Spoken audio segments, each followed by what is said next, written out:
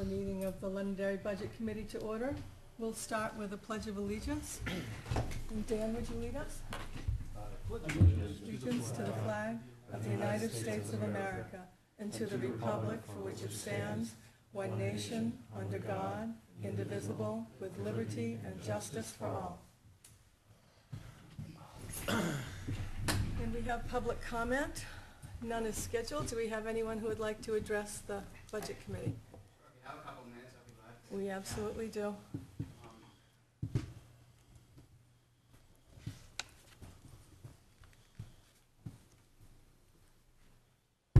Tony D. Francesco, 1 Cheshire Court. I'm here tonight because I saw your agenda, and I was interested in the item about trying to figure out the demographics of the town, or whatever it says. I don't have one in front of me.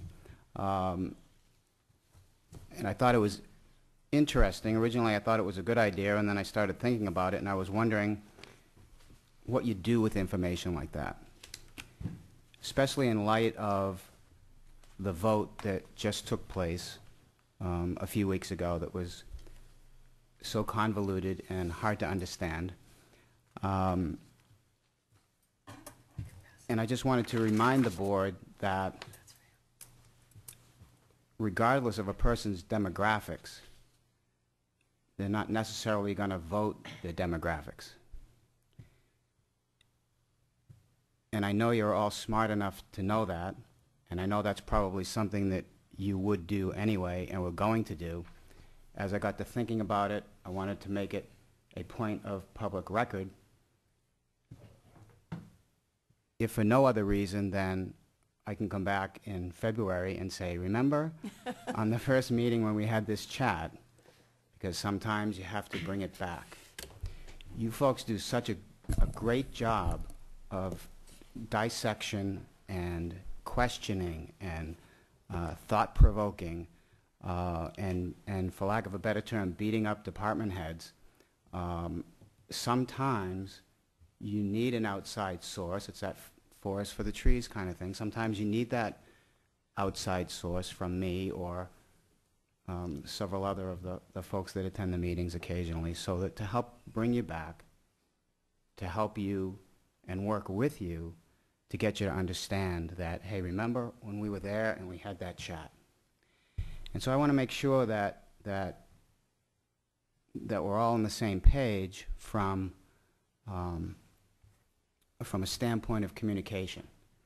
I also don't want to come in here in the 11th hour the way I had to last budget cycle, and it was the 11th hour, and I felt bad about that, and I should have come in sooner to speak my mind, and for a lot of reasons I didn't, some of them good reasons, some of them just out of laziness.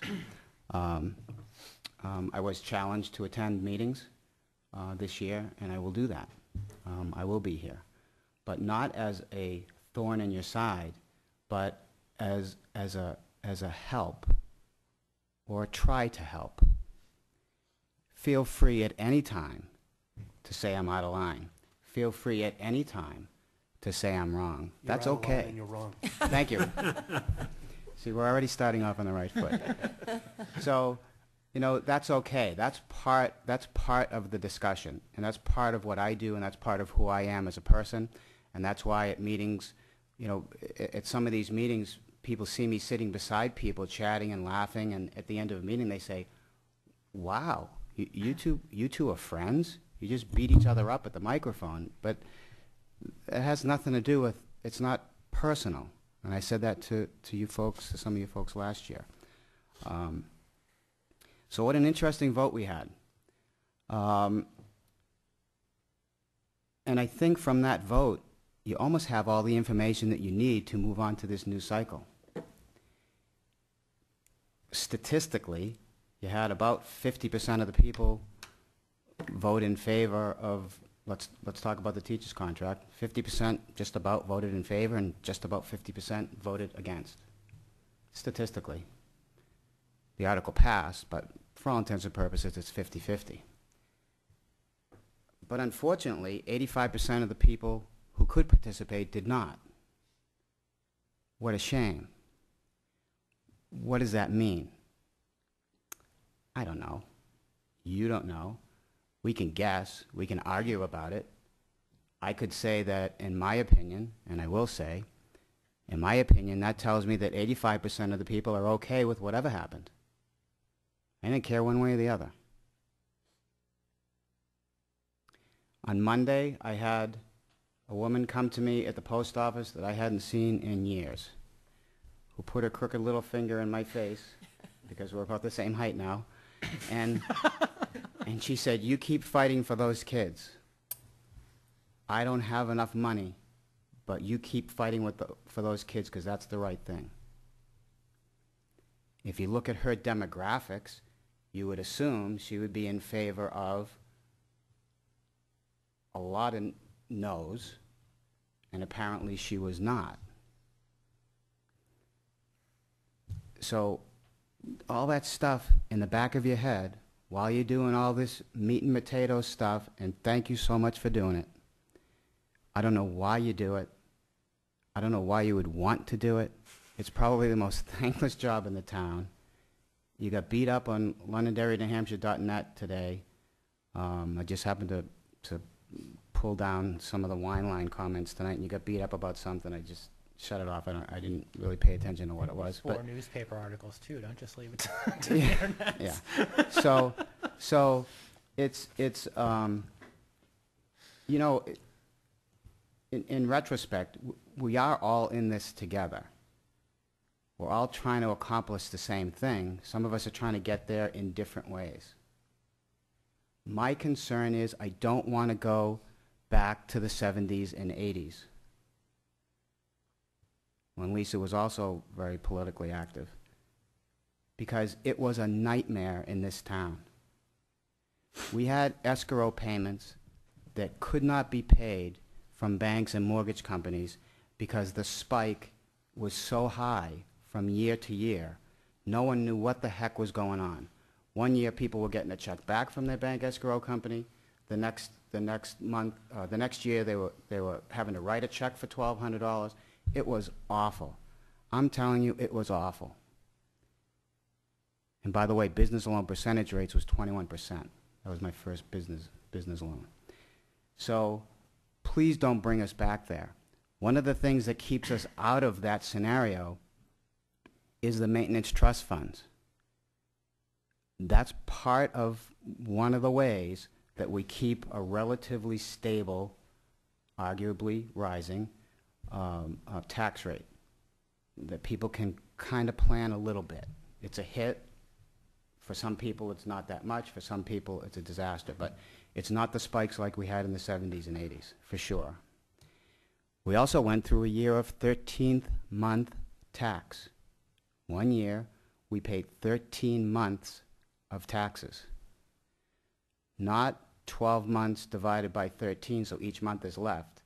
It was an additional month of taxes. Do you remember what year that was? I couldn't remember. I didn't have time to look it up. It was 85. I don't know what year, but I remember. Yeah, mid 80s somewhere. What an uproar. And that was because of poor fiscal management and bad planning. So we have to be really careful. While we have to be fiscally prudent, by the same token, we have to make sure that we're taking care of the farm at the same time. And that's the hardest, that's the dichotomy. That's the hardest thing that you guys have to deal with. I don't want to be having to make the decisions that you guys make. That's why I'm on this side and you're on that side. That's a really, really hard decision to make. In some aspects, it's a personal decision. Some folks have said to me, and I haven't decided which side of this fence I'm on, but some people have said to me that it should not be a personal position by a board member. That, in fact, it should be only what's good for the entire town. And that's where that phrase came from. That's not my phrase. Someone gave that to me. Someone said that to me. I just delivered it. And so here we are, at the beginning of your very long road. I wish you Godspeed, and please call, write, ask, whatever. I believe that I have a good sense of the pulse of the town. I have a good cross-section demographically of people that I know, people that I hang with, people that I socialize with, people that I see every day at the post office or whatever. So I have a good sense of what's going on where, how, and when. Understand that the 20 people that call you is a lot of people. And I'm going to get myself in trouble here, but it's statistically insignificant. I did not say 20 people are insignificant. I did not say that. What I said was statistically that number is insignificant. To you who are getting the phone calls, it seems like a lot. But when you divide it into 15,000 taxpayers, where we know 85% of us told us they're okay. Whatever you guys decide, I'm okay with it. We know that 40% of the town don't even come into the town proper. Their house happens to be in Londonderry, but they're entering and leaving by exit 5. They're entering and leaving by exit 3. They're entering and leaving, leaving some of them through Derry, some of them through Manchester. That's a big number, 40% of the town. Look at the map. And all those outskirts, which is about 40%, never come into Londonderry proper, wherever that is. I call that 102 Mammoth Road. They never come in. They never see the signs in front of the schools. They never see the Continental flashing sign, you know, voting today or whatever. They don't see anything. Half of them don't even see political signs because the politicians don't know those streets. So keep that in mind. Have a great year. and on the you mentioned it already, Lisa. On the website, on the front page, there is the paragraph about your mission, and it's an interesting paragraph. It can be interpreted. It's pretty open. It can be interpreted any way. You certainly know what my interpretation is. If you don't, I'll tell you. But you pretty much should know what it is. I was pretty honest about it. And you guys have to decide what yours is going to be and how you're going to handle, either individually or as a board. So I thank you very much for your service to the town, and I thank you very much for this time to speak. If you have any questions, I'll certainly answer. Sure. Your comment about the 40% on the outer edge don't come into town. Yeah. Where do you get that from? The number of homes is the accurate number. Whether they come into town or not is the guesstimate. Okay, so then you're just But I guessing that know- 40% don't come in. I could guess something different. You're right, and Okay. and what I That's all. and that's my mistake. What I should have said, if I read the notes that were in my back pocket, the word before that was probably. Okay. Probably don't. And I know some of those people. Yeah, no, it's just that, And they have told me that they don't. Saturday morning, 102 Thank is you. extremely busy, so. Yeah. Yeah. I'd just like to make a comment on that. You had said that, you know, if 20 people call us, it's an insignificant number. You know, Statistically insignificant number. If 20 people call me and they all have the same thing to say, I don't choose to talk to the people who say one thing and not choose to talk to the people who say the other. If 10 people call me and say one thing, and one person calls me and says the other, then 90% of the people who contacted me wanted me to do this. Right. Yeah, And I get it. that's how I have to take my Sure. statistic. Sure. Well spoken, and I agree. I'll put three positions on the point, and I appreciate, you know, your position, Tony, and you've been very articulate. The first is that I'm not sure 85% means indifference or apathy.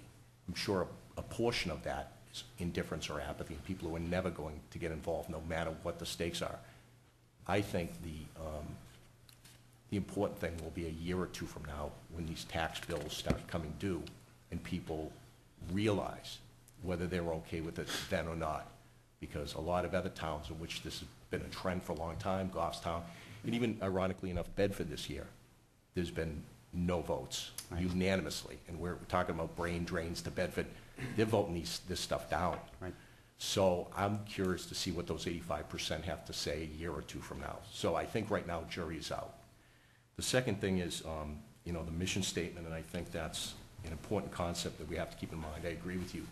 I think what I've kept in mind the last 2 years is what the people least able to pay are. And I know you and I disagree. I don't think that I can look at the richest folks in town, whether they have the ability to pay. They do. And to them, it's a drop in the bucket. I do have to consider the folks that can't pay.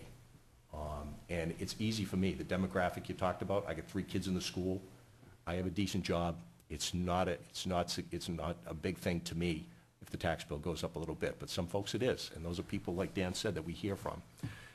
And the last point I guess I'll make is that, you know, I appreciate that you came in here at the outset, and one of the questions, you know, I guess what I'll challenge you to do as well is we've had a very difficult time getting to see the contracts that we're voting on, let alone be given a synopsis near the end of the run, but actually made a request to be engaged in the negotiation process so we can get educated. And we've been pushed back on both sides. I don't think that that was intentional, but I think that is a bad thing for the taxpayers. I think that if we are involved in the process and we get to read that contract, it's an important thing. So if you can challenge from that side, that we get that opportunity earlier rather than later, that would help us, and I think help you. Yeah, and I think, and I was very vocal about, especially that teacher's contract. You guys are pretty much led on the end of a gangplank on that one. It came in way too late, with way too little information. In the 11th hour, it was past the 11th hour at that point, and I thought that was unfair. Also about 1 o'clock in the morning. There you go. And now what it is what it is. Yeah. It'll be 3 years before you get another opportunity to revisit it. Right. And so, you know, that's water over the dam. We're done. I can continue to talk about it if you want. I think that's water over the dam. But I'm sorry, I lost my train of thought. I'll give you a minute. And Sure. in going forward, I'll listen to whatever anybody has to say on either side of an issue. The only thing I will not put any credence in is an anonymous posting on a blog. I think it's divisive. I think if somebody lacks the courage to come in and take a position, they lose the ability to participate. I have no problem with somebody disagreeing with any member of this board, including me. Everybody's going to have different opinions, and the teachers got their contract. That's democracy. Sure. I mean, if 85% chose not to vote, that's the way the system works. Right. But I think that, you know, when you say that there's been, you know, people taking shots at us, I'd like to see the anonymity in that process stop. As would I, and I've had that conversation in the last 2 weeks about that, because I'm not going to use the right word, but it's destructive to the fabric of the town. There's a better way to say that, but off the top of my head, it's destructive. I think it creates the wrong impression. I think it empowers the wrong people for the wrong reasons. It really doesn't serve anybody anything. And I just think it discourages people from running, and I thank Bill for stepping up Sure. and throwing his hat in the ring. But, you know, Yeah. when people start taking shots at each other and they don't stand behind their conviction, they can be more cavalier about what they say. Sure. And so I don't choose to put any credence, let alone read that kind of commentary. And I'm certainly glad to hear that, and I'm glad you made it a public record. And I had assumed it was like that for the board all along. I had no doubts about that. I mean, no doubt about it. One thing, if I can respond to the Sure. lower end demographic, I agree with you 100%. And I took a hit when the person wrote their name, and I thanked them for writing his name. And I'm telling you that I agree with you. We have to protect those folks, but we have to be careful of how expensive it's going to be to do that and at what cost. We can't abandon, I'm making stuff up. We can't abandon a maintenance trust fund because 25% of the town or even 30% of the town can't afford it, because that hurts the other 70%. And it's actually going to hurt those 30% of the people later on down the road, because that stuff is going to get done. It has to. It's not a question of will it get done, it has to get done. You can't let a building crumble. You can't put public works out in vehicles that aren't safe. And so that truck is gonna get bought, at some point. And that's part of the fiscal responsibility part that's in your charter, on the front page there. That's part of the, let's try and continue to keep it level. Let's not get back to those spikes. And some of these other towns like Bedford and Amherst and Wyndham, they're gonna end up with spikes because they just voted everything down. Well, those things they're gonna get in. We built a middle school in this town for 28% more than the first time it was proposed. And if I could add, South School was worse because that kept being delayed and it kept being delayed. These maintenance projects, when they are delayed, wind up costing the taxpayer more money. And so there's not really in the long run a savings. I am the one lonely vote on the budget committee that supported these when you saw the 6-to-1 votes. And I agree with you that the maintenance trust funds are absolutely essential. Can we pare some of those projects back? Yes. Can we postpone them indefinitely? No. We have a tremendous investment in our capital assets. We have millions of dollars worth of buildings. And to not protect that investment for the children, for the parents, and for the taxpayer is in my view, it's not a responsible way to deal with it. So those maintenance trust funds were put into place for exactly that purpose, that the taxpayer could see this level funding, more or less level year to year, and the overall impact would not be the spikes that you're addressing that we suffered through in the past. And I think that, to me, that one article was one of our missteps personally. But it wasn't that I didn't want the trust fund. It was that I wanted it to be 100,000, and we couldn't get the town council to move on that. So it's not that we didn't want it. So we didn't want it the level it was at least for me. That's exactly it. I think that on the particular article, it was almost cryptic. They had things in there that they planned to do with it that they weren't making. They weren't telling people that's what it was in there for. It wasn't that that we wanted to vote down a maintenance trust fund. We just thought that was a large number, and if there was a project that you were looking to do in that, why didn't you mention that? Yeah, and that was mentioned, at the deliberative session. I think you said that, we don't get to participate in making the number. We can just vote up or vote down the number. That's basically, all you could do at that point. And that was true with the contract, too. I mean, I made a point that I'm not saying the teachers weren't entitled to a raise. I just thought that the amount negotiated was a little too rich for the time. I see our mission is to use a bad analogy, is triage. I mean, we didn't vote everything down. There are towns out in the western part of the state in which the budget committee comes in and says no to everything. I think this year was difficult for us because we said we do have to trim the budget or keep it, within a reasonable growth, and we had to prioritize. The policy statements, I think, are made by the school board and the town council.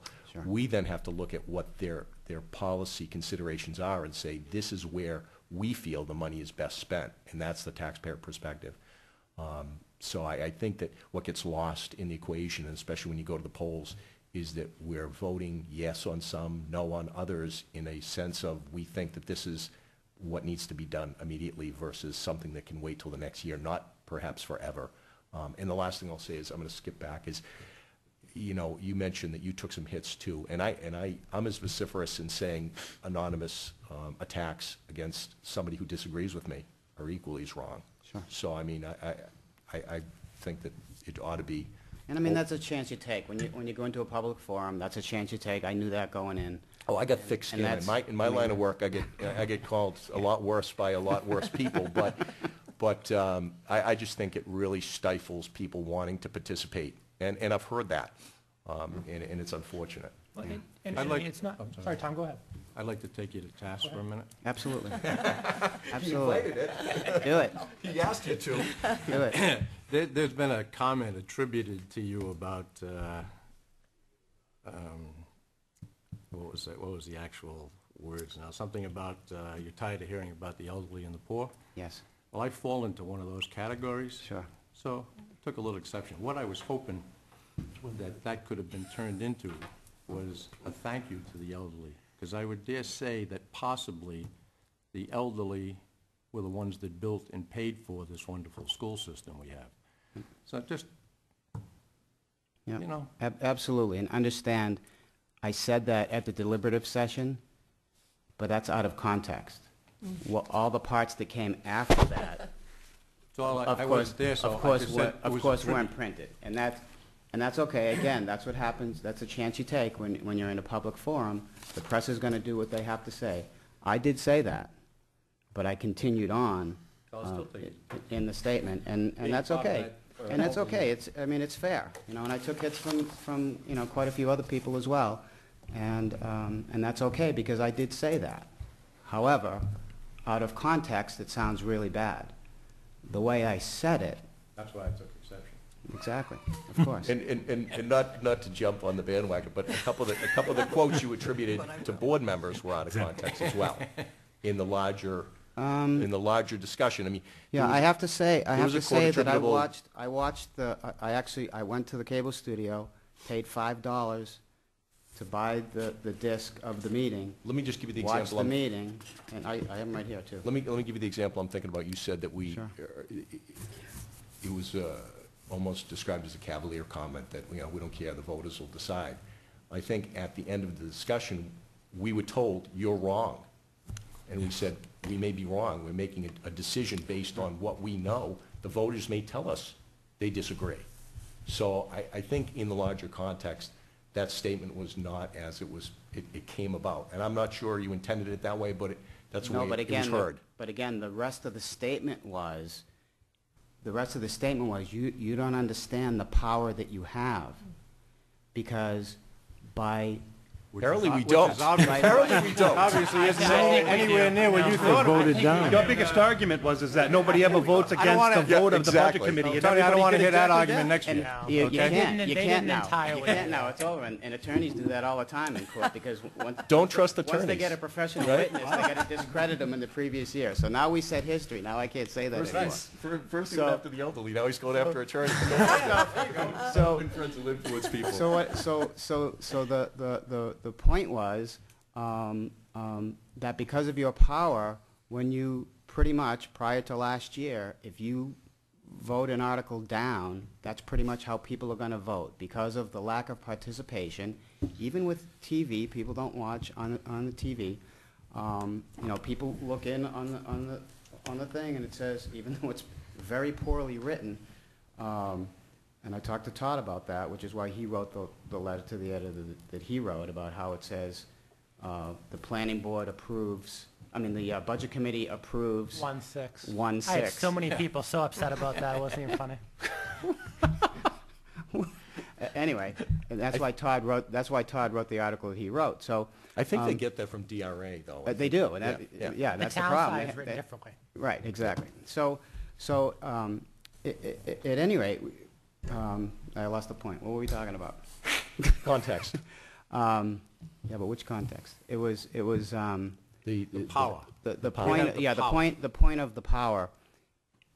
If you want the people to vote with an unbiased opinion or on their own, then take no vote. Don't vote at all. Now the people really have an unbiased opinion.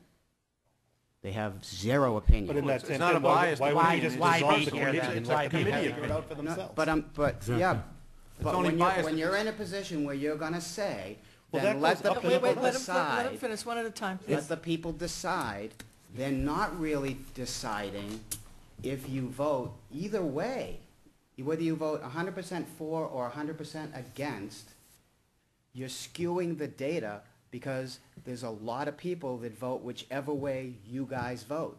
And if you truly want a representative sample of what do they really think, then take a no vote, and now they're gonna that vote. premise, we should- Yeah, wait, Well, Tom, let Tom speak. It's only One only at for a time, that please. one time when you're confused, or when you're saying, we're gonna let the voters decide. That's how this whole thing came out. I'm not saying one where you're definitely this, or you're definitely that, or you're definitely the other thing. You guys were in conflict, and you didn't quite know what to do, and I challenged you, and the answer was, well, we're going to let the voters decide. And my opinion is, you're really not. Once that vote is there, it's tainted. Okay, Tony, let me just Sure. let Tom ahead. respond. That's okay. Are you good? Okay, and Dan? That being the case, I had to go to the poll and I had to vote. And I was still conflicted, but I still voted. I just didn't leave it blank because I didn't know what I wanted to do. Yep. That's how democracy works. I put out what my opinion of something is, and somebody either votes for me because they think that I'm going to vote the way that they would, or they don't vote for me because they don't like the way that I do it. That's just how it works. Sure, that's fair. I can't just say no. Somebody voted me in here to offer my opinion, Yep. even when I'm on the fence with it. I think that premise defeats the whole purpose of having a budget committee. I think we'd be remiss not to vote.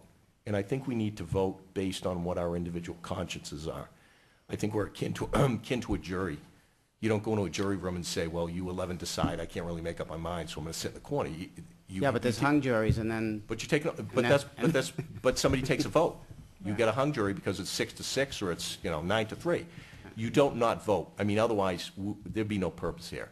I voted, and I'll go on the record, I voted in the ballot the same way I voted on Budget Committee. And I didn't vote based on my personal belief. I have plenty of friends that are teachers. And I didn't vote, and you were very clear about that. You said that at the deliberative session as well. I think in the long run, frankly, it was unwise. It won. I'm not sour grapes about it. I mean, I've heard people out there saying the teachers union turned out with all their relatives, and that's what swung it. If it is, that's democracy. They're taxpayers, they're voters, they get a right to do that. But I voted based on what I think is the long-term best interest of this town. And I think that, if I'm betting, there'll be some pushback. And whether that means down the road we're laying off younger teachers that we want to keep, I don't know. I don't know what the answer is. But I would have been more comfortable and perhaps voted for a more modest salary increase. Okay, let's And, go to Chris now, because Chris has it. Oh, Can I okay, finish? beg your pardon. And I think that would have been more palatable to me. So I voted the way that I felt was in the best interest of everyone. Okay, Chris? So many different thoughts.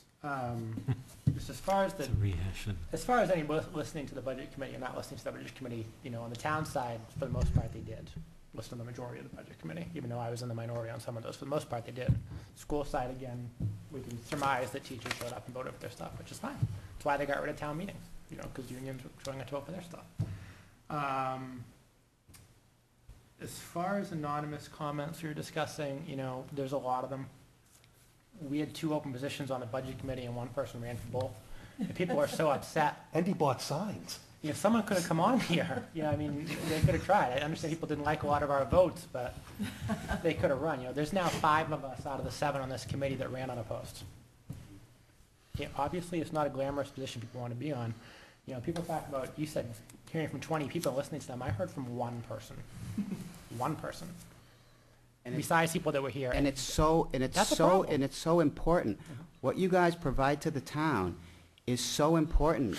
It's almost more important than any of the other committees, because you are supposed to be, and most of the time are, the voice of reason.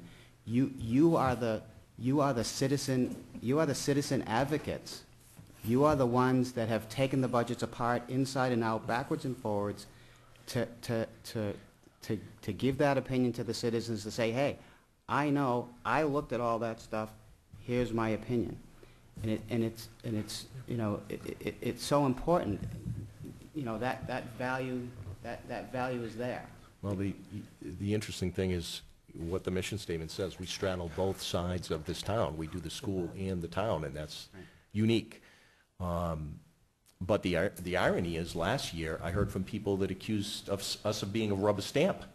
And this year, we're accused for, taking a position. So you're not going to please folks, and that's why it's been my mindset to vote what I think is in the long-term best interest of the town, and to triage what we do need now.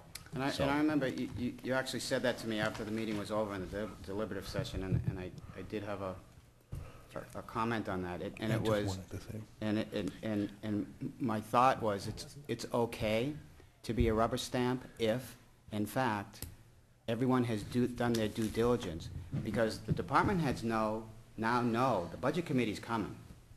We better sharpen our pencil. And they do, you have to admit, they do a pretty good job. You guys push back, you have the tug-of-war thing. It's a beautiful thing. You know, what a great system. But when you're at that point, you know, it's okay to okay everything. That's fine. And if people are going to challenge you on being a rubber stamp for the betterment of the town, so be it. It's interesting you bring that up. I'll give you three things that I didn't mention earlier. I didn't take that decision lightly. I actually talked to a school board member from out in SAU 1.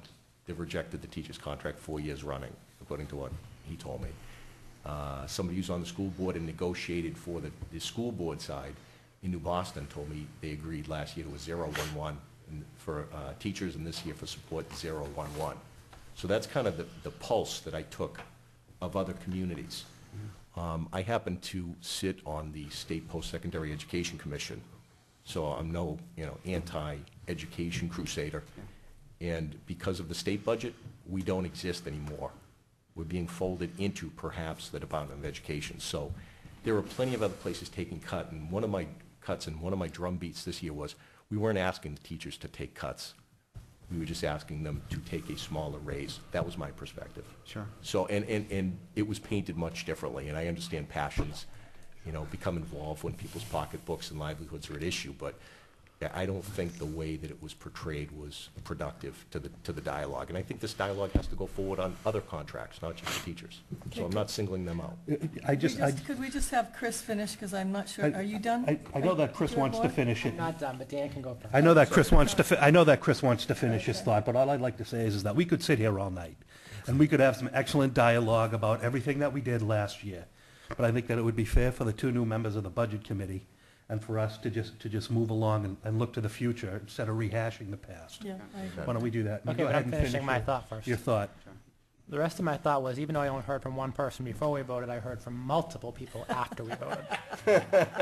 And the majority of those people said and felt that it was not our job to look out for one group of people. It was to look out for the entire town and what's best for the town and property values and everything else.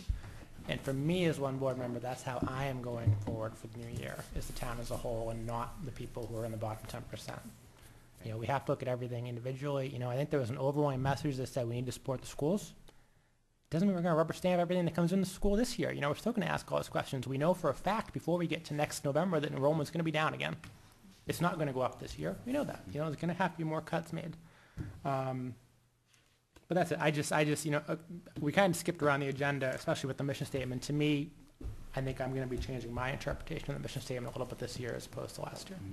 Thank you so much. Thank you so much for allowing me this opportunity. I certainly appreciate it, and good luck to you. And again, thank you very much for all you do. I appreciate Tony, it. I would encourage you to stay for the discussion. Here's an agenda for you. I apologize for not having that a little closer and more immediately available. But you were getting out early, huh? So, I know, seriously. So did I. Gentlemen, I do apologize, the agenda does not include the minutes which have been distributed. So for those members who served on last year, the former Budget Committee, I'd like a motion to adopt the draft minutes of January 26th. I will make a motion to adopt the January 26 minutes. Okay. Second.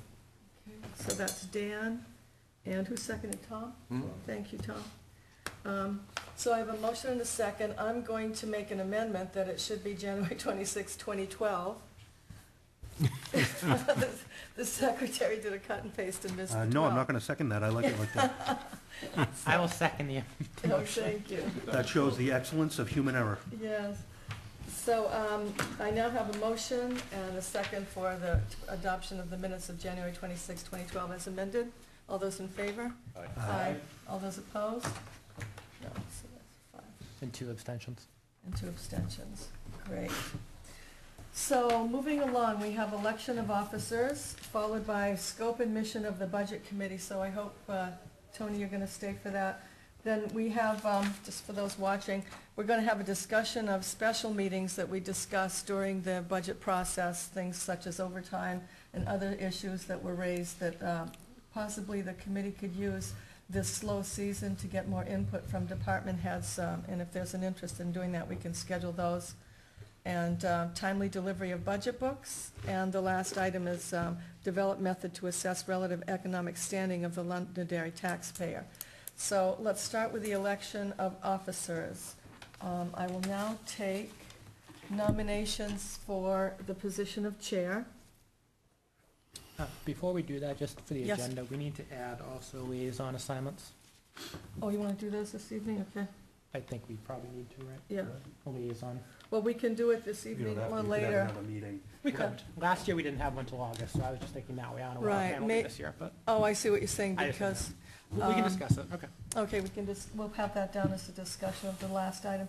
So right now, we have election of officers. We'll have chair, vice chair, and secretary. Tom? I'd like to nominate Okay, Tom? Dan for chairman. Great. I'll second it. And Marty. I have a motion and a second. Are there other nominations? I'll make a motion for John as chair. Is there a second? I don't hear a second. So, As a nominee, I'd rather abstain. oh, no, I'm not asking you. I'm just glancing at you. I wasn't trying to press you in that way. I'll second it. Okay, so Marty is going to second the nomination of John Kern. So we have two candidates for chair, Dan Lekas and John Curran.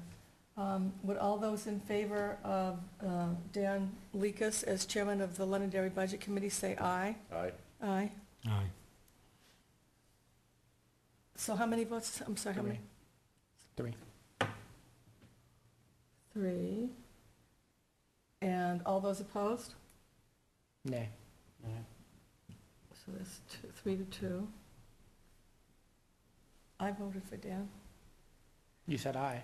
Yeah, so how many, so can I just have how many Dan people and voted John for can Dan? vote too, can't they? Or do you want to do that? I'm not, if I'm a candidate, I'm not going to. Well, you can vote for yourself. Vote yourself, but Yeah, you can vote for yourself, that's what I'm saying. Vote for yourself. Yeah, you have to, You can have vote to- for yourself. You have to participate I just because told it's you a you have to 6, vote. it's a I 3 vote to for 3 me, you vote. vote for you. Okay, Well, you want to vote for me and I'll vote for you? it's a little incestuous. Ooh. So I have Marty, Lisa, and who else? Tom voted for Dan?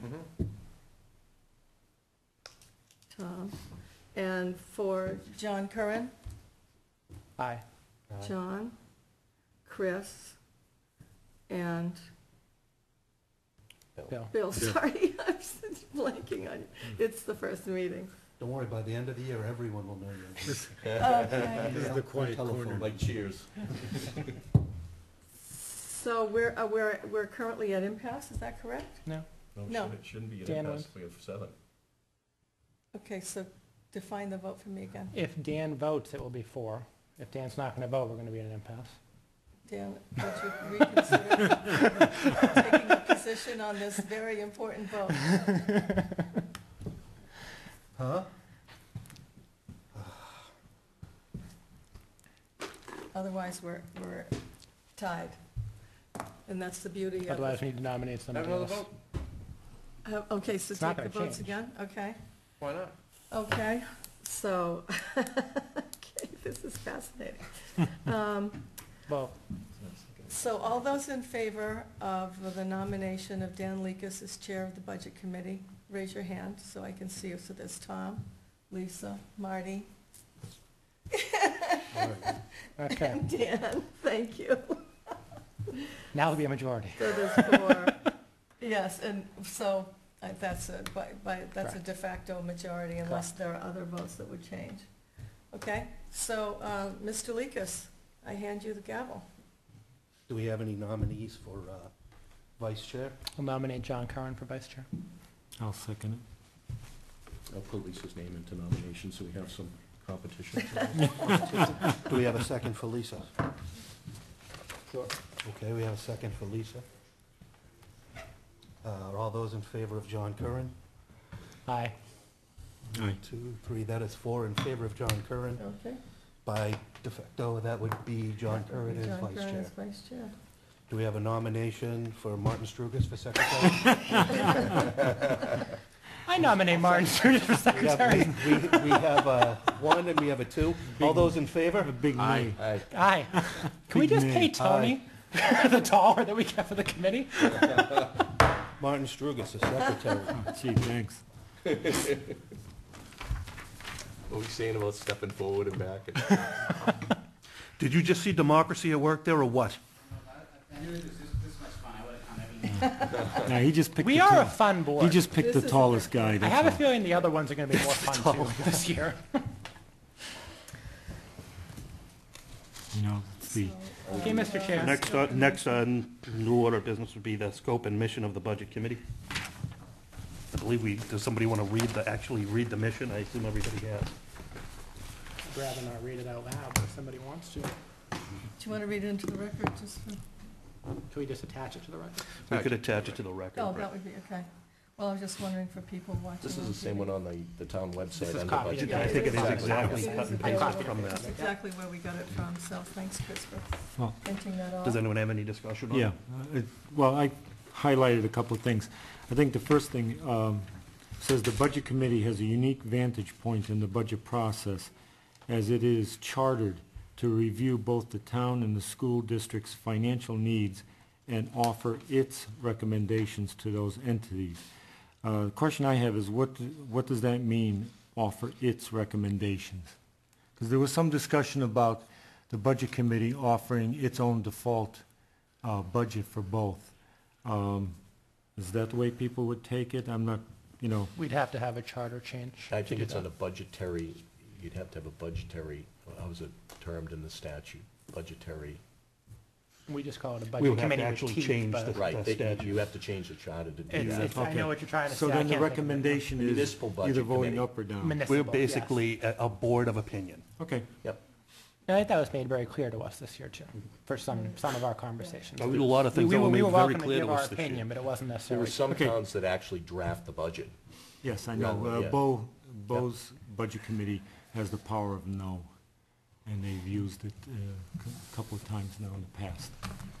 Now, John, you mentioned the change to the charter earlier. Did you want to address that in this portion of the discussion? No, I mean, it came up last year because there were discussions that made it, you know, I mean, in my line of work, sometimes go back to the elements. You know, what is required here? And, you know, what is our scope? I mean, that was kind of a discussion we had. And is that something that going forward, it wouldn't be something that would go into effect this year or maybe even next year, but is that something that you want to put out as dialogue as part of the process this year? Can you clarify, I'm trying to recall our discussion of that. Was it for those communities that are under the rubric of a city rather than a town? Was that one of the stumbling blocks under our charter?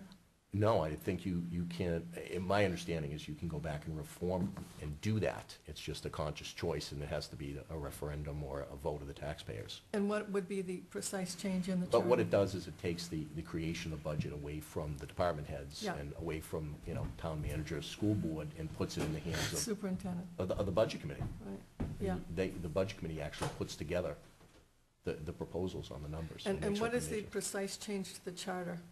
I'd have to go back We and look at this. discussed I'd have to go this. back and look at the statute. Okay. We did talk about it, the That was provision. what we were trying to define. I thought we decided we might need to open the whole charter, depending on what. I think Yeah, you do. that's- Well, maybe that not would be the the whole issue. charter, but you certainly have to, it's a creature of statute, so you have to go back and allow the taxpayers to say, that's what we want to do or we don't. And I'm not sure what the answer is. I mean, I threw it out for, you know, just dialogue. Yeah, yeah. no, It was very definitely interesting. interesting. Yeah. Anybody have any other comments on that? Not on Martin? the first part, going further into the thing. It says, the committee's goal is to ensure that the budgets of both the superintendent of schools and the town manager provide taxpayers with, in quotes, adequate town and school services and the necessary infrastructure to operate in a physically responsible manner. The question is who defines adequate? Well, I think that's You know, a because consensus. That would be the voters. Anyone in education is rolling on the floor right now. The Supreme Court, according to Claremont, 1, 2, and 3. Well, certainly on the town side. Been 20 years I've been trying to find adequate. And we thought the Augenblick formula did that 20 years ago. Well, that's a flawed formula anyway, but, no, I was just curious to see, you know, as people criticized about the school budget and your vote, you know, some people said it was adequate, others said no. And, you know, as far as I saw the school budget this year was that there were no programs cut, there were no teachers cut, everything was intact. The only difference was pay increase, that was it. So, you know, just, you know, and then, of course, the last thing here is about the stable tax bill. Learning the hard way, that usually means a steady, as Tony pointed out, it's a steady 3%, 2 to 3% every year going up steadily. And my concern always is, well, does the taxpayer, the majority of people who are working out there and voting, do they have that kind of a steady income going up, you know, to match it, so to speak? But that's what I was looking at when I was at the budget hearings and listening to that, and I didn't see that in the last year or so, but just curious to see what the, you know, I'm always looking for what that stable tax rate is. Well, I think we're discussing the institution of the maintenance trust funds and the capital I support equipment those. funds as a way of keeping that stable, so that when you need to buy a new fire engine that's hundreds of thousands of dollars, that's something that's been planned for. Yes. And we get a slow ramp up on those large outlays rather than the sudden, Right. Being involved over the years in maintenance issues, I have no quarrel with that, because over the years, I've always voted for the maintenance budgets to be able to buy the fire truck, you know, and all the other maintenance equipments. As Tony pointed out, you don't want to let the, as you also pointed out, that you don't want the buildings to fall apart. They have to be painted, they have to be fixed, all that. And that only represents 20% of the whole budget. You know, let's face it, on the town and the school side, 80 to 85% of the budget is labor cost. I think that the matter of the mission is it's based on opinion, and anybody you ask would probably have a different one of what exactly it is. And yeah, I mean, we could scrutinize it all day, but to ask the next person over, it would be completely different to them. but I think as a budget committee, and I know, Marty, you've been in this process for a long time, and you're very loyal and paying a lot of attention here. Adequate is really defined by those voters who do show up at the polls and who do come to the meetings and address the department heads and address the budget committee. When the budget committee votes one way and the taxpayers say, we don't agree with you, okay, they are defining their version of adequate, and that's what the town's gonna go with. And I think people are speaking with a very clear voice. I like the fact that we're not a unanimous committee. I like the fact that we have, you know, the 3 losing votes, or 2 losing votes, or 1 losing vote. I like the fact that everyone up here is comfortable taking a stand and carrying their point of view forward, whether or not it agrees with the rest of the committee or not. And I think that's one of the strengths of the process. But adequate is finally and ultimately defined by the residents of this community who show up and vote at those meetings. So I think that's how we as a committee view adequate under this definition. Well, I think one of the biggest controversies is always, you know, I think you guys suffered a lot of that, you know, people are saying, well, that's not adequate, you know, and that's where everybody disagrees. And a lot of people took you to task for that, and like you said, it's just a difference of opinion.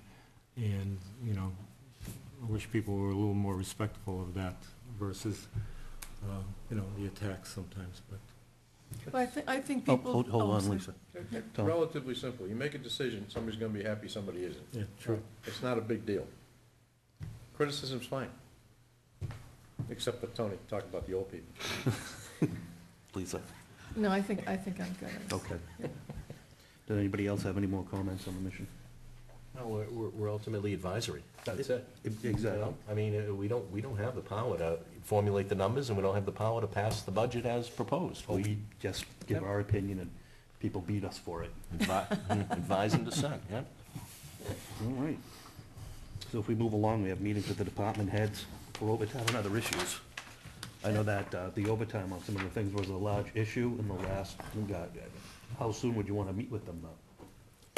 I don't know what the schedule's gonna be. You know, if we're gonna wait till like August or September to come back into this thing like we did last year, that would be then the time. And I think that there's more to this than an overtime issue. I think part of what has got to be done, and I think what we need to do is ask these department heads, along with somebody that represents the union, to give us a path to be able to put more people in place and reduce some of these costs. Part of the problem right now, as I see it, is just overtime and debt service is now accounting for 15% of our town budget. That's a lot of money.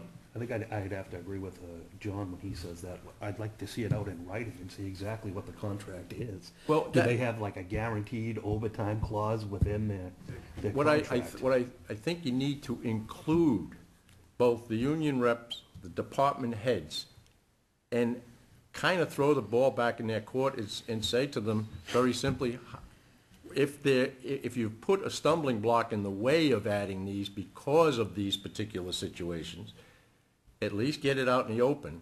But can you come up with a plan that's going to allow us to staff the police and fire to a better number than we have currently? And if we can do that, does it reduce these this overtime? Right now, I think it's $1.2 million or $3 million is what's being spent on a $25,000 or $26,000 budget. It's almost 5%. That's a lot of money. And then when you couple that with just our debt service, now we're talking 15%. So we're working with 85-cent dollars. Let's ask them to try to, again, give us the pathway, or give the town council the pathway, or give everybody the knowledge to be able to come up with a way that doesn't break the bank and makes it much more palatable to everybody to put this whole thing together. Some of the answers in just a few questions I got were, well, you can't do that because that's the contract. Well, let's ask the union what you can do. And maybe they can work within the framework of trying to do it a little bit different. You know, if everybody thinks it might be broke, you can't use the same thinking that got it broke to get it fixed. We got to look at some other avenue. That's all I would just like to hear how they would propose to do it, besides the fact just throw 5 more guys on and it'll cost you another $100,000 in overtime and blah, blah, blah. To me, that's what soured, I think, people on that. It was just the way it was written and how it came across.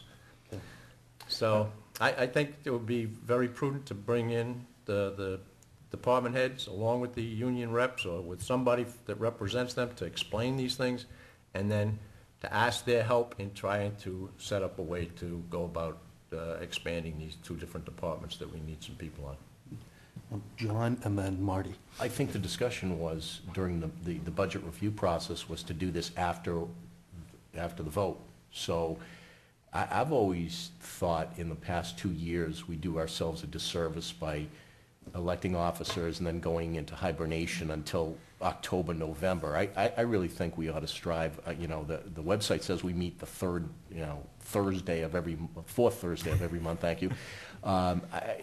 Even if we miss one of those, I'd be in favor of meeting over the summer to kind of get some traction and these issues that we always say, I wish we had more time for this, that we do it now.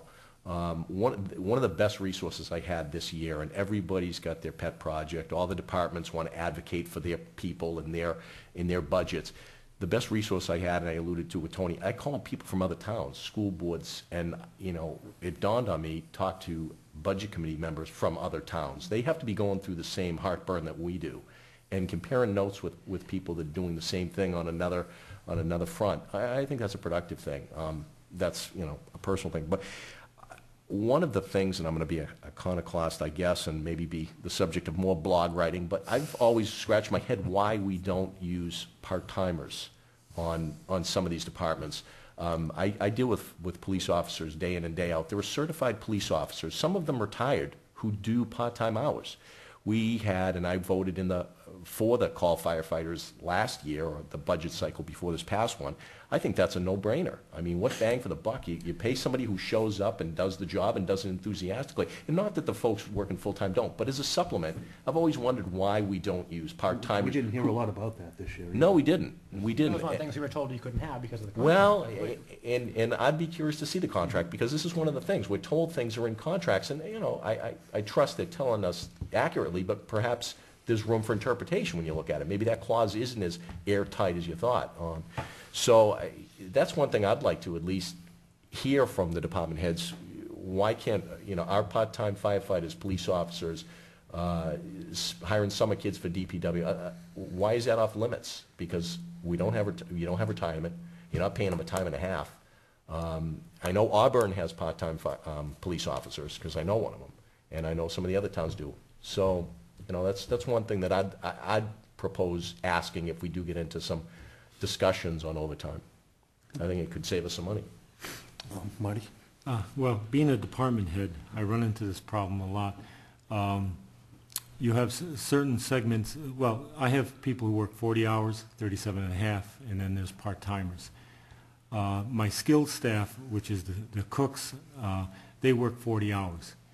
If somebody's out sick or somebody's on vacation, the only choice I have is to put another cook in there, which means overtime automatically.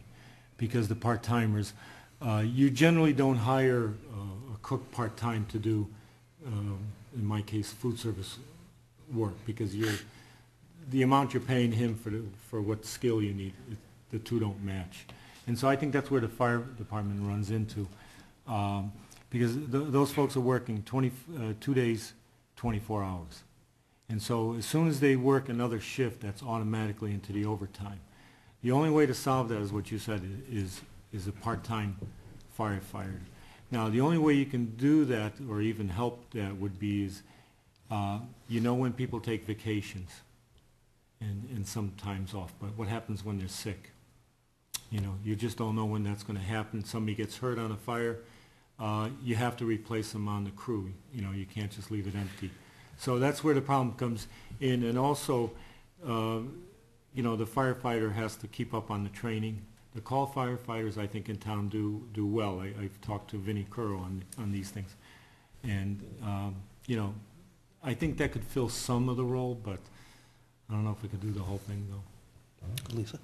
You can always ask. On the issue of the part-timers, my recollection of the explanation was the training required to bring those people up to speed. And I think we can certainly say that in an area like firefighting, the training and having a person who's right on the target for the information that they need and the expertise that they carry in is very important.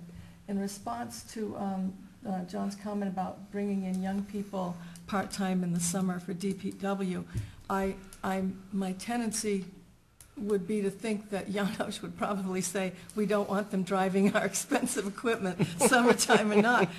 It might not be the best use of taxpayer funds to pay someone lower a rate and then have one of those vehicles get into serious trouble. The other issue that I wanted to address was bringing in the union reps and contracts. I don't know that the Budget Committee has in years past asked union reps to come forward and meet with us, and I certainly know that the Budget Committee has not had an impact on contract negotiations. I would need to hear from both the town and the school that they felt that this was an appropriate role for the Budget Committee to play. We are tasked with viewing the budget and the process. And while we can certainly have input to the town and school negotiators, the idea of having union reps come in and justify anything to us strikes me as just odd. It does not seem to suit. Yeah, I don't think you can do that. I don't think That contract. Just a minute. And I was an advocate in bringing in union representatives. I think department heads, because we have no authority to ask to even compel them if they said no. I mean, if they wanted to come in, you know, just like any member of the public and have a dialogue with us about it and educate us, that's fine. But the department heads and the employees of the town have a statutory duty to educate us and inform us and apprise us on these issues, you know, anything related to the budget, and this certainly does, because we heard from everybody, they're wringing their hands and saying, overtime's out of control, we gotta be able to pay for this, it's beyond what we have allocated. Well, that's why I So I recommended think that we have yeah. these meetings But I at think it this is time. timely. I'll give you an example of where it's gonna be one of these situations where people are gonna have different opinions. On the county and the state level, there are people retiring, collecting their pension, and then going back to work for the same entity as a part-timer without getting pay into the pension, without getting benefits, because they liked the job. They wanted to lock in the pension because who the heck knows what, you know, the department is going to do up there with their pension next year. So they get out now. And there's been a pushback at the state level saying, that's double dipping and that's unfair. And I had a department head on the county level tell me, I have a guy who's trained to do this job and he's certified to do this job, and I could put him in there and I could save the county money. And they would have no complaint if I hired the same guy who did the job in Massachusetts. It's the fact that he's drawing on the New Hampshire retirement system and collecting a paycheck. Those scenarios, I think, exist. And if you educate the taxpayer that, yeah, it is technically double dipping, but so what? It's a known quantity. It's saving us money in the long run. Those are the types of dialogues I think we should have. And I think that department heads might be open to having somebody serve in that capacity that they were familiar with. A guy who just went out on retirement, a guy from the adjacent town who they've had dealings with. So, I mean, I'm not advocating that, inviting unions. Okay, We good, have some of that that already. was a You red do, flag and you for do me. have that. And I think that that's something that, you know, perhaps we should see more of. And Marty? I was going to agree with Lisa, saying that's a condition of work, and that's usually negotiated between the union and the town. I think our role is at the end of it, at the end of that process where they present the contract, and then we can say overall, up or down, and give our reasons why, because we think it's too expensive for the town, this or that. Or you can, you know, obviously not in front of the budget committee, but you can, as a taxpayer, go before the town council and say, you know, you think this contract's too expensive. I think that would be the way to go with it. But I think you attempted that last year, or this year in that process where you thought the labor contract was too expensive. That's the place. Lisa? Yeah, John, I wanted to react to your comment about having this sooner rather than later. I really feel that this is kind of an ideal time for the budget committee. We've got new budget committees, Marty's well in the flow, but members who would have an opportunity to meet the department heads outside of that intense budget cycle that we get into in November, December, and January. And also to hear some of the dialogue, hear the questions that are raised, and hear them answered well ahead of the time when we get those 7 and 8 inch thick notebooks that we have to absorb.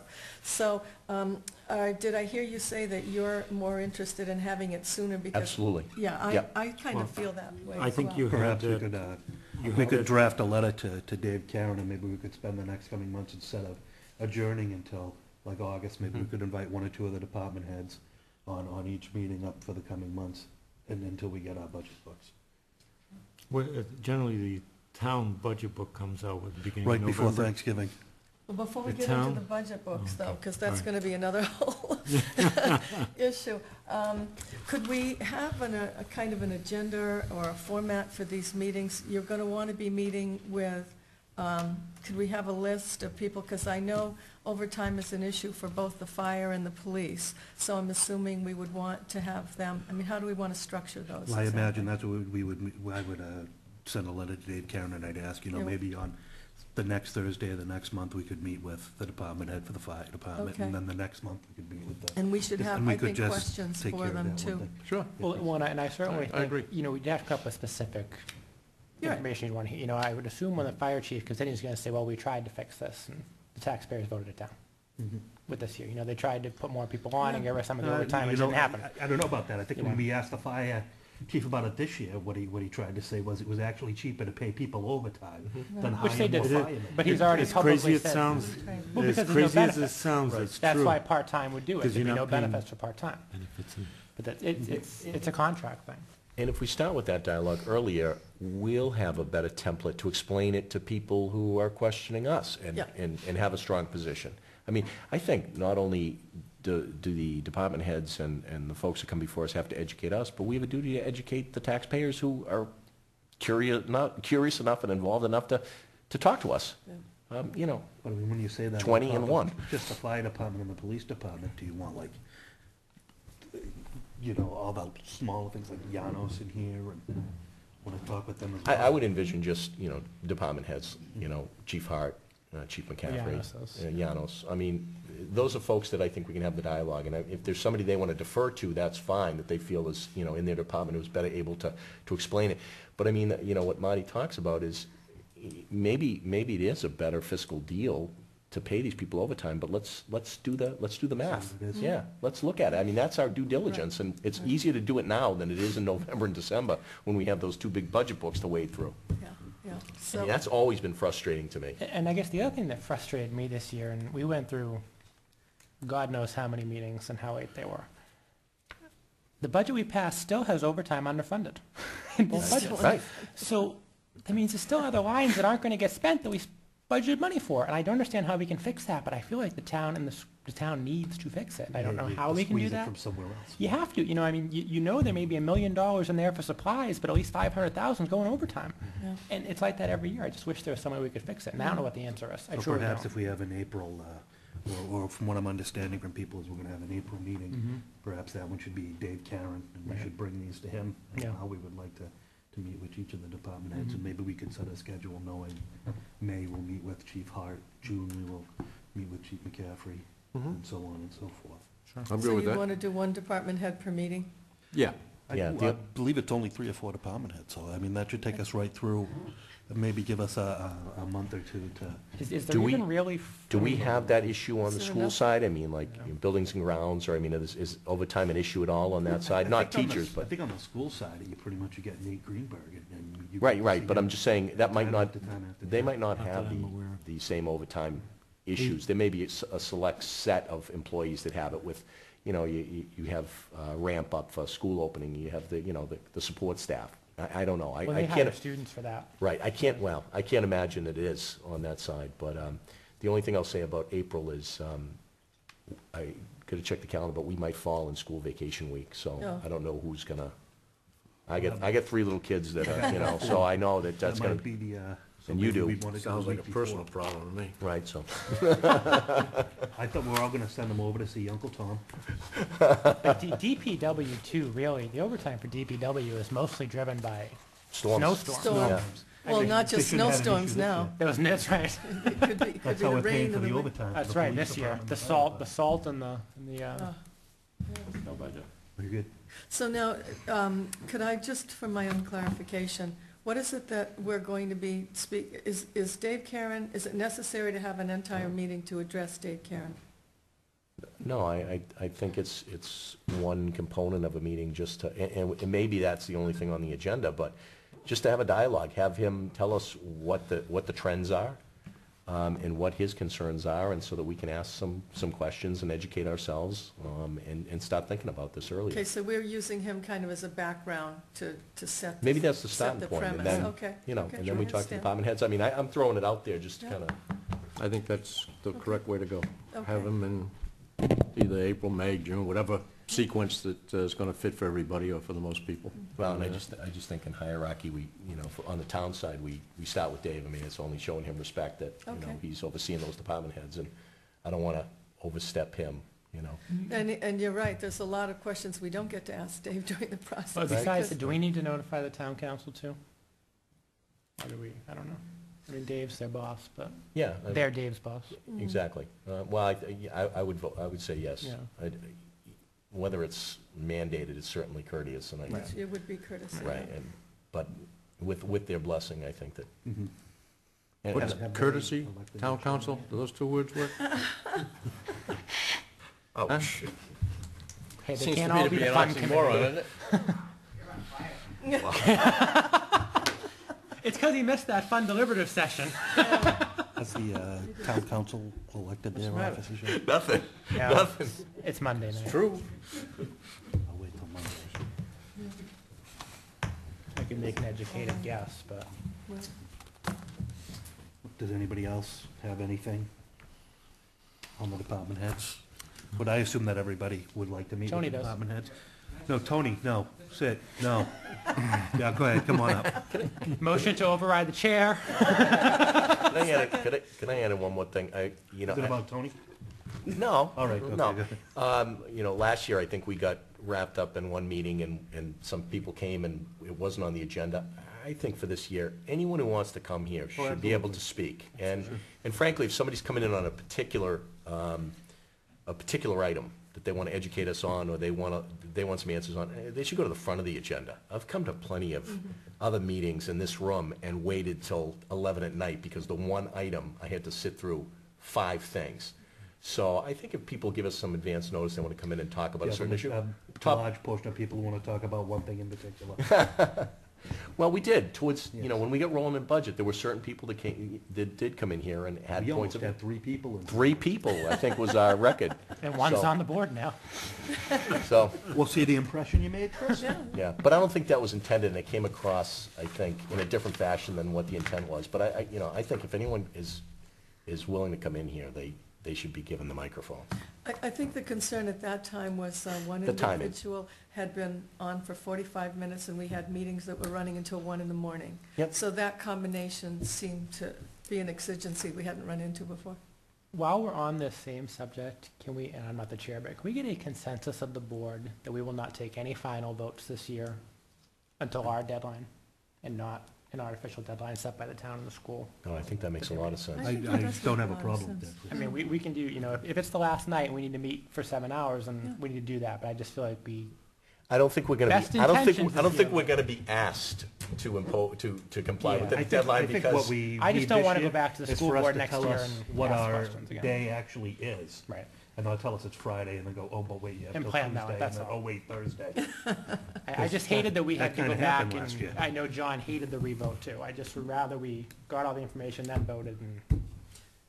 Well, yeah, I think we are. Go ahead. Thank you.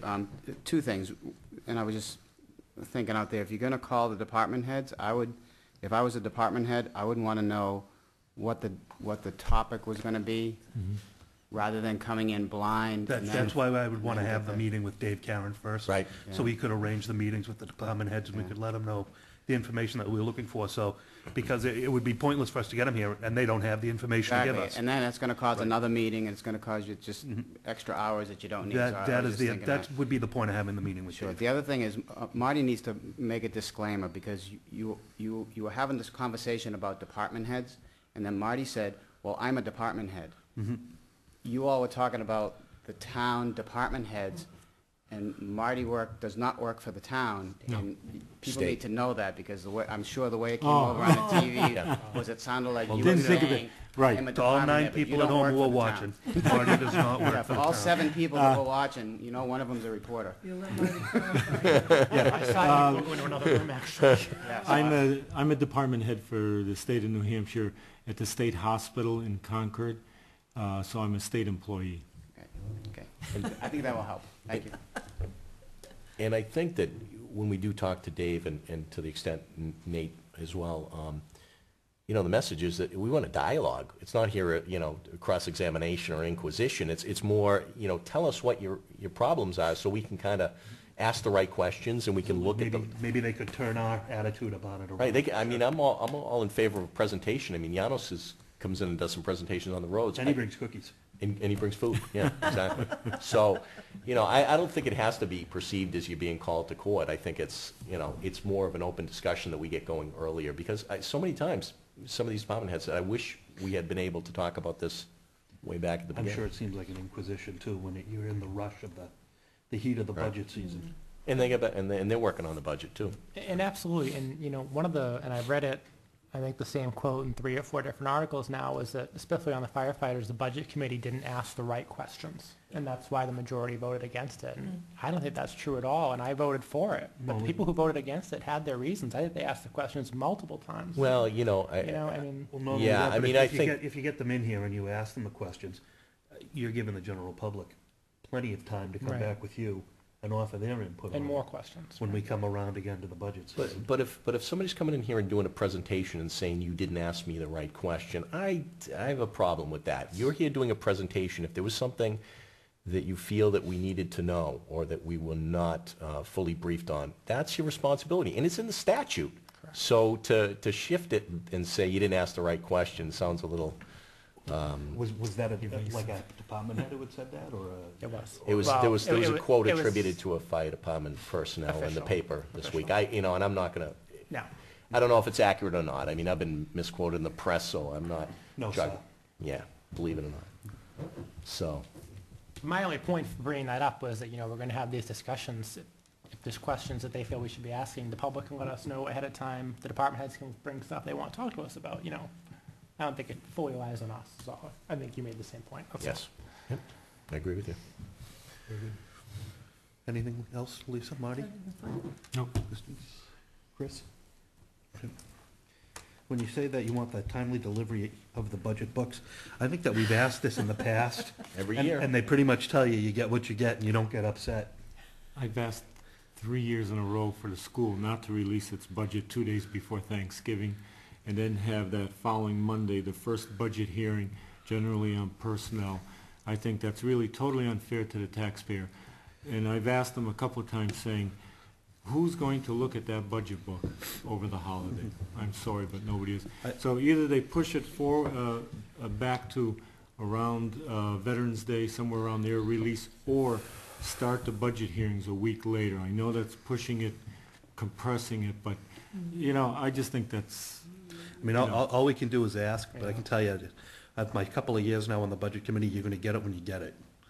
Yeah, and it's not just the school. I mean, the town, Both we sides. get the town earlier, but we get it on that 8-hour marathon session day but to the go fr- through while everyone's But the talking. frustrating thing is the lines and the categories are gonna be the same. I mean, it's Yeah, just a they matter just of the fill in the numbers. numbers. Where do you not have a sense of where we're gonna be going up or where we're gonna be out of sync with last year? And then the school will say, why didn't you ask that? Didn't you know that? Well, no, I didn't have an opportunity to get to that. I asked, Page 932. yeah, I've asked several times, and, they considered it one time, and unfortunately, I couldn't stay I too guess all we late. can so do is it was ask. good. Yeah. All we can do is ask, that's right. Unless we're setting the budget, we have no power to get the books.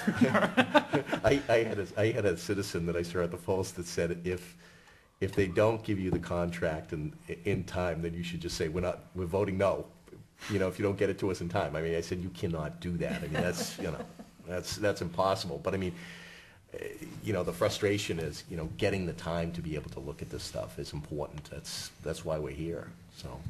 Well, the contract depends on the negotiations. They don't always go smoothly. Oh, yeah. And they may go to the last minute. I'm not so much worried about that, because that's a give and take process. What I'm talking about is the main school budget. Right, where the books. They just set up another column and says, this is FY '13, and they start filling in the numbers. When you get, the Yeah. contract's not actually in the budget book. That was a whole different hit to you. Yeah, that's, you never can tell what's gonna happen with those. You can't predict when they're gonna be finished. Do we, as a committee, review the ongoing budget as to how it is falling in place? Well, or- and a budget was approved, and they're Okay. gonna follow, and they're gonna come back at the beginning of this next budget season, and they're gonna tell us that they had an overage, or they had an underage, or they saved money here, or there's a reserve fund of money that they didn't spend, and they'll tell you how they did with their budget. The town's gonna come back and tell you they way overspent their overtime. Mhm. The school's gonna come back and say they did a great job and come back under default. Okay. But yes, they'll come back and tell you how they did it.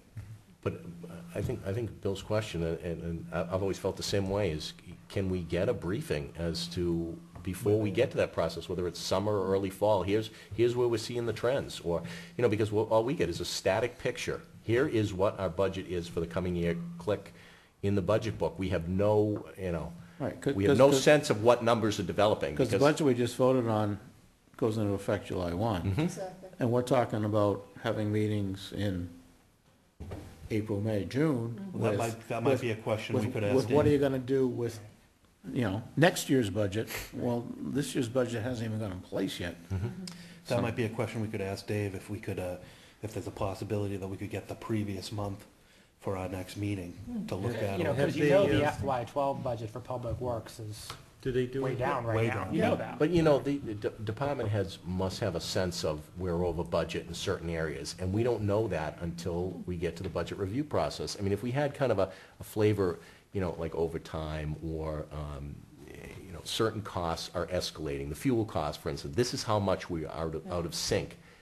We would start looking at those issues, maybe asking different questions, more questions, if we knew something that was bothering the department heads. That's why I think the dialogue's important, and not just... And I really think it all starts with Dave, because at the same time, I don't know how much Absolutely. stuff we'd like to see. We might be out of bounds, Yeah, you yeah. know? Is it possible that you might want to invite Sue Hickey to be at that following meeting, because she's certainly the one Finance with a person, deep sure. background on the finances and would be able to tell us trends. So what I hear you saying is that you're interested in kind of making an assessment of the current fiscal year's budget and see how that's unfolding. You know, and you're right about, somebody said something about the scope. I mean, the scope of our authority is in the future. I mean, looking at the next budget after the coming one.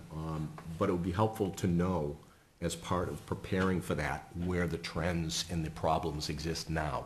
That's the point I'm making. We can't micromanage the current budget or the one that we've already just put in, that's going into place July 1. It would be strictly informational. It would informational, exactly. You got it. I have a quick question. Does the town do any kind of like a quarterly report, you know, first quarter, second, third, fourth quarter? Many businesses do that. They tell you what the line items are. Does the Well, they're gonna town have do to- anything? The only thing I remember from the town council side was that every so often they report anything spent over, I think Pauline asked about anything over $15,000 for the year, or whatever, just to see what the big number items. But I don't recall any time first quarter, second quarter results. I mean, generally speaking, department heads will track that just to see where they're I at. think that, again, is probably either a question And I for don't know Dave or Sue. what role that, you know, the committee would play in that kind of stuff, unless, just for information purposes. That's probably a futile attempt at trying to track that because of the way that's set up, where they'll take money from whatever to pay for whatever ongoing. And then they And can, so it's, even if 100,000 is designated for this, it may not go there. right, it's It may bottom be- line budget. So that's kind of a tough scenario as to, Mhm. but the idea of talking to the department heads, or Dave or Sue Again, you Hickey, can ask. is to get the trends of what is happening. Why is, when we thought this amount of money was the right amount, and Yeah. we got, you know, 90,000 left over, or we've already spent 150, you know, maybe some trends on that. But I think the way the budget's set up, I don't see where it's gonna help, because they'll just move the money to wherever they need it at the time. Yeah, but if they move the money from one place to another one, then that particular thing suffers. Something's Something's yeah, not you're getting moving it. funded to fund something else. But it Right. also means they have to have a Something to tracking show it. system, because they're gonna Well, know they absolutely, have to they have take to, that. right. So I'm sure we can get reports or something if Yeah. we wanted them. I'm sure we could. Bill may be our go-to guy, you know, with the finance background, but, you know, they gotta submit to a public audit. I mean, we got an accounting team that comes in here and does that. I think maybe we wanna cross-reference some of the Yeah, but information. By the time the accounting team comes in and is doing the audit for the current budget Correct. year closing, we're deciding on what the budget's gonna be for. Right, but like we were years saying, now. informational-wise, I mean, Yeah. if we're looking at something and saying, why is this so much, you know, larger than what we're seeing in the current budget? It's informational only. I don't think we have authority to go back and, you know, kind of micromanage it, nor do we want to. I mean, No, it's- but it's good information. Informational, you simply like To to get know those if we're trends. on track. Right, exactly. That's your job. Did you have something? Anybody else have anything on that? We're gonna- Right, so develop a method to assess relative economic standing of Londonderry taxpayer. Now, this, I know, concerns Tony out here. And you're right, that's the one I put This is forward. Marty's. And this is an answer to Tony's letter about who do you represent? Which spectrum of the income cycle do you represent? The lower end, the higher end, or the middle? I'm not looking for an exact number that says, oh, you know, like the Dow Jones, it's 13,000 today, tomorrow it's 12,000. You know, say, well, there's the number, it's going up, so we can afford it. Kind of a sense of, you know, where the taxpayer is at. Because I brought this up a lot of times in all the budget cycles, saying, you know, on my way to work, I've seen so many houses that are foreclosed, this, that. So, and everybody has a different opinion of what they see. as Tony does. And, you know, and we obviously travel in different circles, because the questions I get, you know, is always, why does, you know, how come if the enrollment's going down, the costs are going up? And actually this year, you know, the school did a very good job in explaining that when we were in the second marathon of the budget hearings. Yep. And that was a great explanation, the first time, you know, that they really explained what's driving it. And I said, fine, you know, that's, you know, I can accept that answer. And that's what I'm kind of looking for. You know, do we look at the regional unemployment rate? Do we look at the value of the homes on a regional basis? Are they going up, down? Do we look at economic development in Londonderry? One of the questions I had is, in the past year, did the tax base of Londonderry increase, decrease, or stay the same? You know, that tells you whether tax revenues are coming in, you know, are the home value rising, falling? You know, it's kind of it's not a clear picture. It's like looking through Jell-O, but it kind of gives you a sense of... It's clear Jell-O. you know, just to kind of give you a sense of what's happening in the town. John? No, I was going to say, would that include looking at the assessed property? Because I know assessments are probably on. Well, the assessments, they do that they Well, go it's on through a all the cycle. properties every Yeah. 3 years. Yeah. So that changes, you know, with time. I don't know, I just threw it out there and saying, is there anything out there, given all the folks we have here, you may have seen something that may be useful information. I don't know, it may not be. It may be just your feel of what's going on economically in the area, and that's what you go with. Do you have specific? No, indicators? nothing right now. But no. something for us to think about Yeah. moving forward. Yeah. Well, and if the assessments all went down, the taxes all go up too. Which is important to remember. Right, Everybody's it's a house gets seesaw, assessed down, yeah. everybody pays more taxes. Well, That's all, it just yeah. changes. It just changes the money Everybody per says, per my house thousand. my house is No, assessed too high. no, I understand that part of it. If the assessment goes down, the tax rate goes up to Right. balance out, because you have to raise that money that you voted for to pay for the taxes. Right. And if, you know, if the taxes come in higher because we've got business taxes come, then your assessment will go, you know, your rate will go down. Right. No, I understand that part. So, I think Marty has a good idea. I think it's... Could you state your name and your address? Sorry, Tony DeFrancesco. I can't remember where I live. It's getting late. My meds are wearing off. Marty has a good idea, but you have to be careful what you do with the information that you get. Right. And I know you know that. I'm just stating it for the public. Because even if the town comes up, I'm making this up, 90% below the poverty level, that doesn't mean anything in the voting box. Those people still may all support Sure. a new fire truck. You're absolutely right. It is, again, an informational thing that I Right, think he's looking and for. so, and Lisa hit it on the head earlier when she said, you kind of have all the information that you need. The public spoke at the voting booth a couple of weeks ago, and that's the most information, that's the information that's most important at the time. But I, as a taxpayer, as one person, I would be interested in seeing that study and see what it looks like. And I, as one person, would certainly be interested in that. As we all know, it's not necessarily going to mean anything at the voting booth, and it doesn't necessarily mean you should vote a certain way, one way or the other. And this, again, my favorite thing to say, looks like a question for Dave. Our budget is $1. Yes. Did you get who's- your 18 cents? I did not, but who's going to do that study for us? I mean, No, I'm It's not not a I'm not stu- scoffing at it. I'm just saying, we get an intern or, No, Marty's you know. gonna do it for free. Oh, no, well, I'm okay, not. then I'm in favor. No, no, believe no, me, yeah, oh, yeah. I'm not looking to spend money I or, nominate Marty. just take the information that's out there. Okay. There's Yeah. tons of statistics, can't speak, out there that you can pull from various things. You know, there's the Fed book that comes out and talks about the regions. You have the state that talks about the state in various just collate segments. it. So, I don't know, I just threw it out there as an idea. It may not go anywhere. It may not be any useful information, as Tony says. I'm not looking for something that says, oh yeah, here's the economic indicators, and it's going to tell me to do this. That's not what I'm looking for. I think that would be I think you're right, it would be dangerous to do it that way. You still have to put your opinion into it, but just kind of a relative thing. Just another piece of information. Anybody else have anything on that? All right, this time I'd like to, take people's liaison assignments. Does anybody have a particular they'd like to be on? Yes, Mr. Chair, I've been serving on the master plan steering committee. I'd like to continue that into the coming year. We're coming into, we're not doing liaison reports, but we're coming into a very interesting time where, I'm sorry. No, go ahead. Where we're going to start having charrettes and public hearings. That's charrettes, right, not Tourette's? Not Tourette's, charrettes. No shrieking.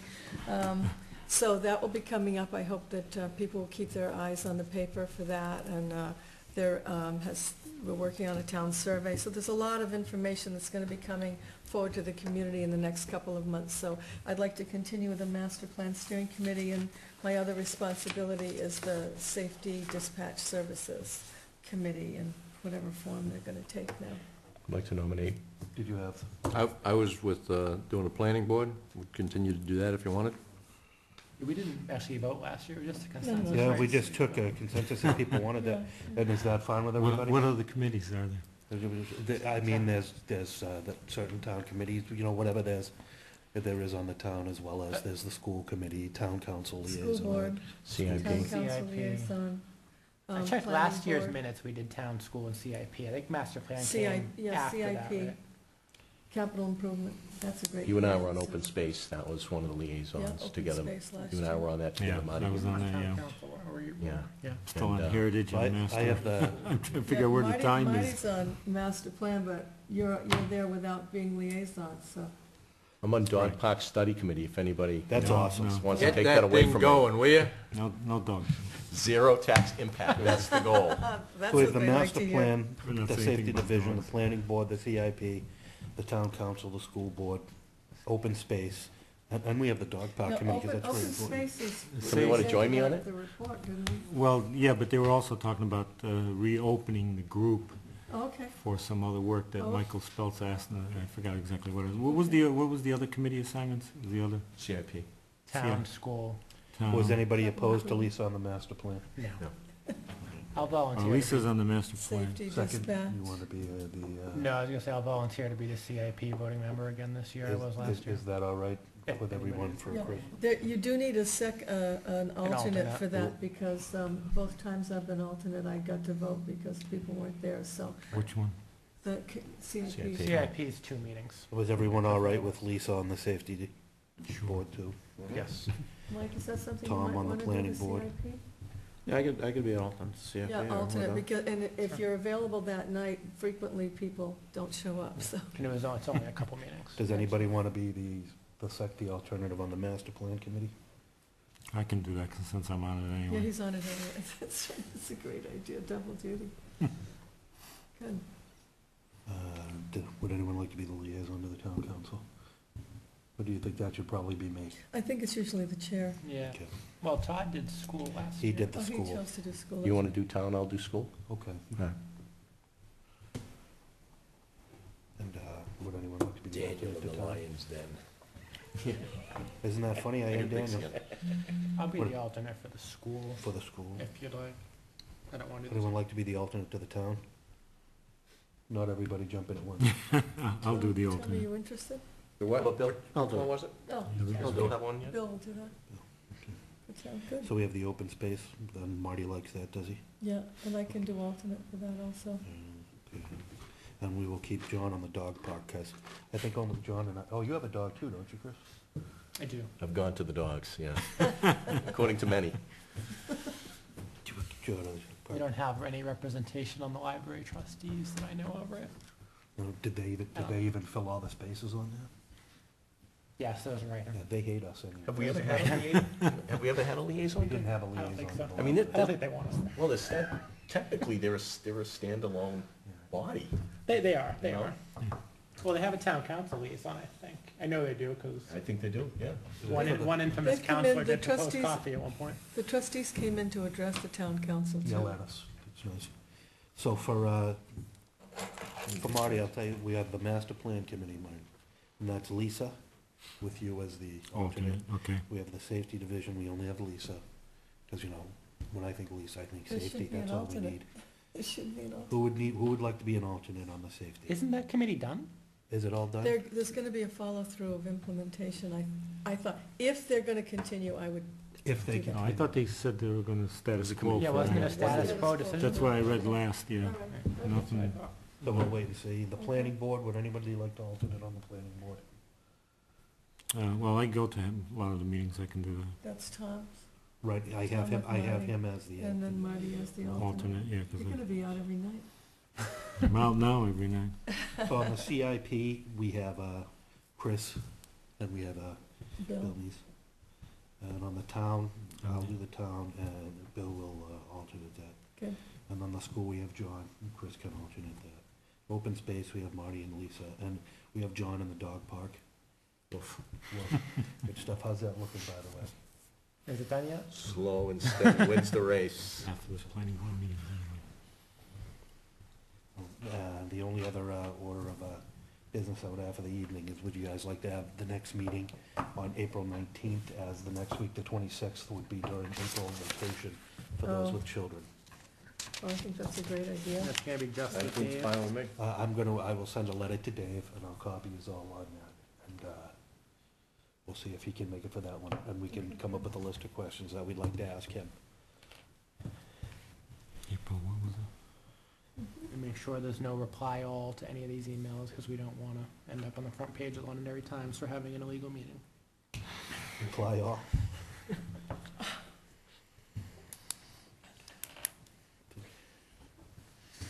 And if everyone could just make sure that they have their email addresses.